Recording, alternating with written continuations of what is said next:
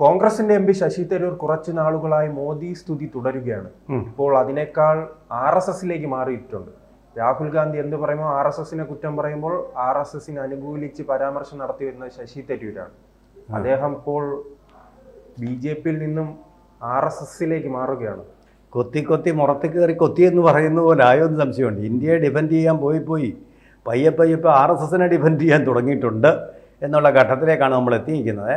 കുഴപ്പമൊന്നുമില്ല. പണ്ട് മഹാത്മാഗാന്ധി പുകഴ്ത്തിയ സംഘടന ഇതുപോലെ അച്ചടക്കമുള്ള യുവാക്കളുടെ ഒരു പ്രസ്ഥാനത്തെ താൻ കണ്ടിട്ടില്ലെന്ന് RSSൻ്റെ ശാഖയിൽ പ്രവർത്തനം കണ്ട് വിലയിരുത്തിയത്. ഇപ്പോഴത്തെ കോൺഗ്രസ്സുകാരെ പോലെ വെറുപ്പിൻ്റെ അല്ലെങ്കിൽ വിദ്വേഷത്തിൻ്റെ ഒരു കട ഒരിക്കലും RSSന് നേരെ അദ്ദേഹം തുറന്നിരുന്നില്ല.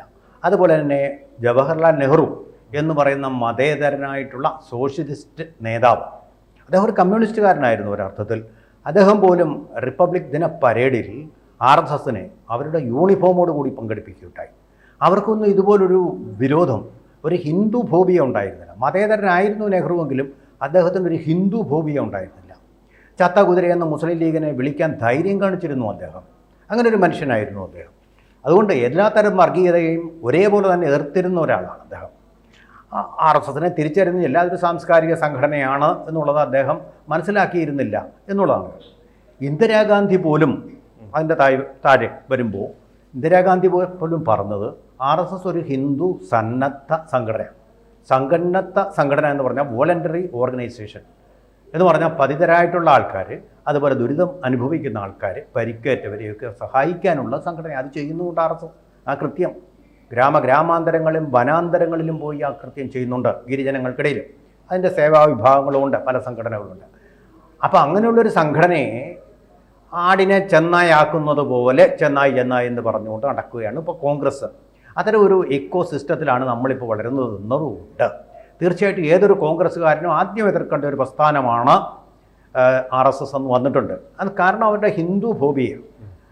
ഹിന്ദുക്കൾക്ക് നേരെ രാഹുൽ ഗാന്ധിയുടെ നേതൃത്വത്തിൽ ആ കിച്ചൺ ക്യാബിനറ്റ് ഒരു വെറുപ്പിന്റെ കട തുറന്നു വെച്ചിട്ടുണ്ട്. അല്ല, ഇപ്പോഴത്തുള്ള ഒരു ട്രെൻഡാണല്ലേ ഇടതുപക്ഷവുമായി ബന്ധപ്പെട്ട്. കാരണം ഹിന്ദുക്കൾക്കെതിരെ സംസാരിക്കുകയും അത് എന്തെന്ന് ചോദിക്കുമ്പോൾ അത് RSSനെതിരെയായി ചിത്രീകരിക്കുകയാണ്. അതെ, അവരുടെ ലക്ഷ്യം തീർച്ചയായിട്ടും ഒന്നുകിൽ അതൊരു മാനസികമായിട്ടുള്ള നിലയാവാം, അതല്ലെങ്കിൽ അവർക്ക് ഇസ്ലാമിക വോട്ടുകൾ കിട്ടാൻ വേണ്ടിയിട്ടുള്ള പൊളിറ്റിക്കൽ ഇസ്ലാമിൻ്റെ, ജിഹാദി ഇസ്ലാമിൻ്റെ ഒക്കെ വോട്ടുകൾ കൂട്ടമായിട്ട് കിട്ടാനുണ്ട്. അത് എൻമാസായിട്ട് വരും വോട്ട്. സംഘടിത മതങ്ങൾ, സെമിറ്റിക് മതങ്ങളിലെ വോട്ട് കിട്ടാൻ വേണ്ടിയിട്ടൊരു തന്ത്രമാണ്. എന്തായാലും പയറ്റി തോറ്റുപോയൊരു തന്ത്രം തന്നെയാണ്. അപ്പോൾ ആ ഒരു ക്ലാസ്സിനോട്, ആ ഒരു ലെവലിലെ രാഷ്ട്രീയത്തോട് യോജിക്കുന്നയാളല്ല ശശി തരൂർ. ശശി തരൂർ വളരെ ശരിയാമണ്ണം പറഞ്ഞതുപോലെ RSS മാറിയിട്ടുണ്ട്. നോക്കൂ, ഇപ്പോൾ ഇന്ത്യയിൽ എവിടെയെങ്കിലും RSS ഒരു കൊലപാതകം നടത്തിയതായിട്ടുള്ള ഏതെങ്കിലും റിപ്പോർട്ട് വന്നിട്ടുണ്ടോ? നേരത്തെ അങ്ങനെ നടന്നിട്ടുണ്ട്, നിഷേധിച്ചിട്ട് കാര്യമില്ല. അവരുടെ ഡിഫൻസിന് വേണ്ടിയായിരിക്കാം. കേരളത്തിലാണ് ഏറ്റവും കൂടുതൽ ബലിദാനികളെ അവർ സൃഷ്ടിച്ചു. CPMൻ്റെ ഒരു എതിർപ്പ്. പണ്ട് CPMന് മാത്രമേ ഉണ്ടായിരുന്നുള്ളൂ RSS ഇങ്ങനെ ഒരു നമ്മുടെ ശത്രുവാണ്, അതിനെ ഉന്മൂലനാശനം ചെയ്യണം നിർത്തുമെന്ന്. പക്ഷേ ഇപ്പോൾ കോൺഗ്രസിനും അതാണ് വന്നിരിക്കുക. തൊട്ടതിനും പിടിച്ചതിനും ഹിന്ദുമതത്തെ എതിർക്കുക, ഹിന്ദുമതത്തിൻ്റെ ബിംബങ്ങളെ ആക്ഷേപിക്കുക, രാമനെയും സീതയും വരെ ആക്ഷേപിക്കുക, രാവണനെന്ന് നരേന്ദ്രമോദിയെ വിളിക്കുക. ഇങ്ങനെയൊക്കെയുള്ള ഒരു പരിവർത്തനത്തിലേക്ക്, ഒരു ട്രാൻസ്ഫോർമേഷനിലേക്ക് കോൺഗ്രസ് പോയിട്ടുണ്ട്.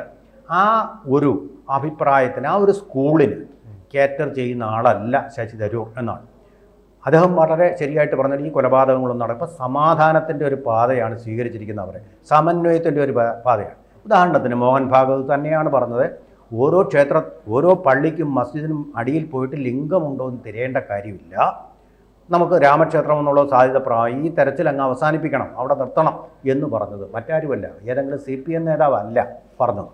അപ്പോൾ അങ്ങനെ വരുമ്പോൾ ഇത് ഒരു മതത്തിൻ്റെ സംഘടനയല്ല, എല്ലാ മതങ്ങളിലും പെട്ടവർക്കുള്ള ഒരു സംസ്കാരത്തിൻ്റെ സംഘടനയാണെന്ന് പറഞ്ഞതും ആ സംസ്കാരം ഉൾക്കൊള്ളുന്നവർക്കെല്ലാം വേണ്ടിയുള്ള സംഘടനയാണെന്നും അദ്ദേഹം തന്നെയാണ് പറഞ്ഞിട്ടുള്ളത്.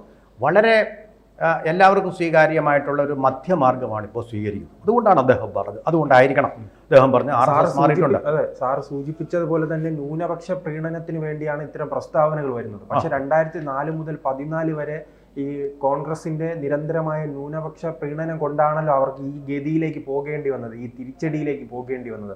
എന്നിട്ട് അവർ എന്തുകൊണ്ട് ഇത് മനസ്സിലാക്കുന്നില്ല എന്നുള്ളതും അപ്പോൾ അതിൻ്റെ അർത്ഥം രണ്ടാമത്തേതാണ് മനോനില. അവരുടെ മനോനില എങ്ങനെയാണ്? ആ മനോനിലയുടെ ഫലമായിട്ടാണ് അവർക്ക് ഇങ്ങനെ പറയേണ്ടി വരുന്നത്. ഹിന്ദു വിരുദ്ധത എന്ന് പറയുന്നത് രാഹുൽ ഗാന്ധി അദ്ദേഹത്തിൻ്റെ ഒരു മനോനിലയായിട്ട് സ്വീകരിച്ചിട്ടുണ്ട്. ഹിന്ദു വിരുദ്ധത അത് തന്നെയാണ് അതിൻ്റെ കാര്യം. അപ്പോൾ ഒരു കോൺഗ്രസിലേക്ക് പടരുകയാണ്. പറയുക ഹിന്ദു ഫോബിയ എന്ന് പറയും. അത്തരം ഒരു ഫോബിയ അവർക്കുണ്ടായിട്ടുണ്ട് എന്നുള്ളതാണ് സത്യം. ആ ഒരു രീതിയിലേക്കാണ് അവർ പോയിക്കൊണ്ടിരിക്കുന്നത്. നോക്കൂ, അതേ അവസരത്തിൽ തന്നെയാണ് ഇവിടെ നമ്മുടെ തികച്ചും ഇടതുപക്ഷക്കാരനായിട്ടുള്ള നമ്മുടെ VD സതീശൻ പ്രതിപക്ഷ നേതാവ് പറഞ്ഞത് ജമാഅത്തെ ഇസ്ലാമി മാറിയിട്ടുണ്ട്. ഒരു പ്രത്യക്ഷമായ തെളിവിൻ്റെ അടിസ്ഥാനത്തിലല്ല അദ്ദേഹം പറഞ്ഞിരിക്കുന്നത്. മൗദൂദിസം എന്ന് പറയുന്ന പ്രത്യയശാസ്ത്രമാണ് അന്നും ഇന്നും നാളെയും ഈ ജമാഅത്തെ ഇസ്ലാമിയെ ഭരിക്കാൻ പോകുന്നത്. ഇതിൻ്റെ രേഖകളെക്കുറിച്ച് ആധികാരികമായിട്ട് പറഞ്ഞത് നമ്മുടെ ഇപ്പോൾ ചികിത്സയിൽ കഴിയുന്ന മരണത്തോട് മല്ലടിച്ചുകൊണ്ടിരിക്കുന്ന VS അച്യുതാനന്ദനാണ്.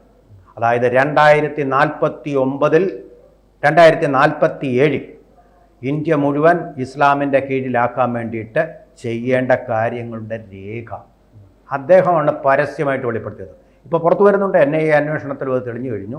ആ ഒരു ലക്ഷ്യത്തിലേക്ക് പോകാൻ വേണ്ടി ഉന്മൂലനാശനം ചെയ്യേണ്ട ആൾക്കാരുടെ ലിസ്റ്റ്, 2000-ഓളം പേരുടെ ലിസ്റ്റ് NIA കണ്ടെടുത്ത് കോടതിയിൽ റിപ്പോർട്ട് നൽകിയിട്ടുണ്ട്. അതിൽ ഒരു മുൻ ജില്ലാ ജഡ്ജിയുണ്ട്, തില്ലങ്കേരിയുണ്ട്, അതുപോലെ തന്നെ ശശികല ടീച്ചറുണ്ട്.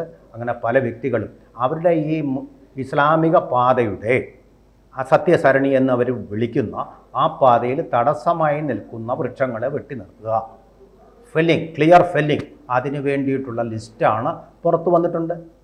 ആ ലിസ്റ്റ് പുറത്തു വന്ന് കഴിയുമ്പോൾ അത് PF കൂടിയാണത് സാധിക്കുന്നത്. PF ആണ് ഇതിൻ്റെ സംഘടന എന്നുള്ളത് കൊണ്ട് അത് എല്ലാം പൊളിറ്റിക്കൽ ഇസ്ലാമിൻ്റെ ഔട്ട്ഫിറ്റുകൾ തന്നെയാണ്. അവർക്കൊരു മാറ്റവും ഉണ്ടായിട്ടില്ല എന്നുള്ളതിൻ്റെ തെളിവാണ് കഴിഞ്ഞ ദിവസം ബംഗ്ലാദേശിൽ ഒരു ഹിന്ദു സ്ത്രീയെ ബലാത്സംഗം ചെയ്തു കൊന്നത്. ഇക്കഴിഞ്ഞ ദിവസം ഏറ്റവും പുതിയ സംഭവം.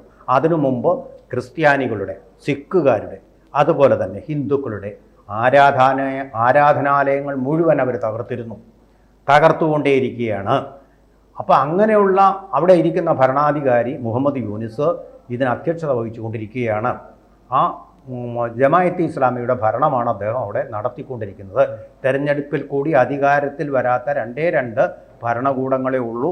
ഒന്ന് ഇറാനിലെ അയത്തുള്ള ഖൊമൈനി, അതുപോലെ തന്നെ മുഹമ്മദ് യൂനിസ്.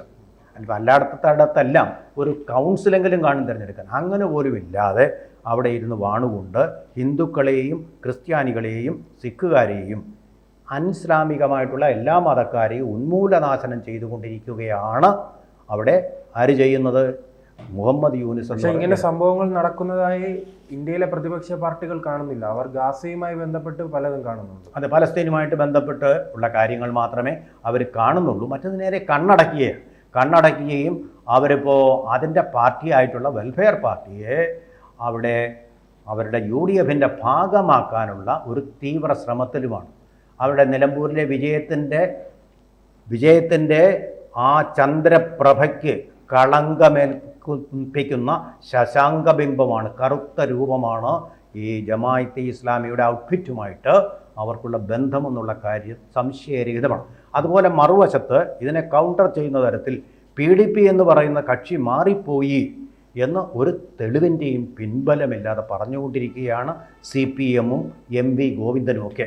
ആ തരത്തിൽ ഈ പാർട്ടികളെല്ലാം ഇസ്ലാമിക പക്ഷത്തുള്ള ജിഹാദി പൊളിറ്റിക്കൽ ഇസ്ലാം പാർട്ടികളെ അവർ സ്വന്തമാക്കുമ്പോഴും RSSനെ അനുകൂലമായിട്ട് പറയാൻ ഒരൊറ്റ സംഘടനയും ഒരു മുന്നണി ഇന്ന് വരെ വന്നിട്ടില്ല.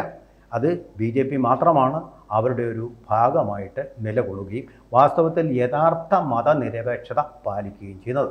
നമ്മൾ കണ്ടതാണ്. മറ്റേതെങ്കിലും ഒരു വർഗീയ കക്ഷിയുമായിട്ട് കൂട്ടുകെട്ടില്ലാതെ അവിടെ നിന്നുകൊണ്ട്, നിലമ്പൂരിൽ നിന്നുകൊണ്ട്, മലപ്പുറത്തിൻ്റെ മണ്ണിൽ നിന്നുകൊണ്ട് കഴിഞ്ഞ പ്രാവശ്യത്തെ വോട്ടുകൾ ചോരാതെ സൂക്ഷിച്ച പാർട്ടിയുമാണ് BJP. അപ്പോൾ തീർച്ചയായിട്ടും ശശി തരൂർ പറയുന്നത് ഇപ്പോൾ ഒരു മതേതരമായിട്ടുള്ള പാർട്ടി ഉണ്ടെങ്കിൽ അത് BJP മാത്രമാണ്.